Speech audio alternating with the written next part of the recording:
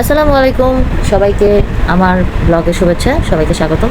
আজকে যে ভিডিওটি শেয়ার করব এটা হলো একটা ডিশ, যেটা চিকেন বিরিয়ানি। আমি ইফতারের উপলক্ষে আমি এটা বানিয়েছি। তো এটার জন্য আমি একটা মুরগি ছোট টুকরো করে কেটে মিনিমেট করে রেখেছিলাম, আদা রসুন এবং গোটা মশলা বাদ দিয়ে, হলুদ গুঁড়ো বাদ দিয়ে। তো এটা আমার মিনিমেট করা হয়ে গেছে। এখন আমি একটি পাত্রে পেঁয়াজ কুচি দিলাম, তেল দিলাম, এটা আমি ভেজে নিব। গরম মশলাও দিলাম, আস্ত গরম মশলা দিচ্ছি এখন, যেহেতু আমি মিনিমেটের সময় দিইনি। এখানে আমি আদা বাটা 2 চামচ দিয়েছি, রসুন বাটা আমি 1.5 চামচ দিয়েছি।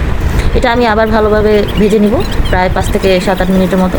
ভেজে নেওয়ার পরে আমি এখন হালকা মরিচের গুঁড়ো দেবো। আমি এটা বেশি ঝাল করছি না। এবার লবণ দিয়ে দেবো। লবণ দিয়ে এটাকে আমি আরেকটু কষিয়ে আমি মিনিমেট করা মাংসগুলো ঢেলে দিয়ে আমি এটা ভালোভাবে কষাতে থাকবো। প্রায় 10 থেকে 15 মিনিট কষানোর পরে আমি পরিমাণ মতো গরম পানি দিয়ে আমি এটা রান্না করব। রান্না করে এটা আমি উঠিয়ে রেখে দেবো এটা আলাদা পাত্রে, এবং আমি এটা পাত্রে উঠানে রাখার পরে এই পাত্রে আমি পোলাওটা রান্না করব। পোলাওটা রান্না করার পরে আমি এটার সাথে মাংসটা দিয়ে দেবো।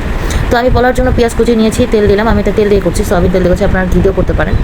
তো আমি এখানে আদা বাটা দিলাম। আদা বাটা দিয়ে আমি পেঁয়াজটা ভেজে নিয়ে আমি এখন আলু দিচ্ছি। এখানে কিছু মটরশুঁটি দিয়ে দিলাম। এটা আমি ভালোভাবে লবণ দিয়ে আমি এটা ভালোভাবে কষিয়ে আমি পোলা চালটা দিয়ে দেবো।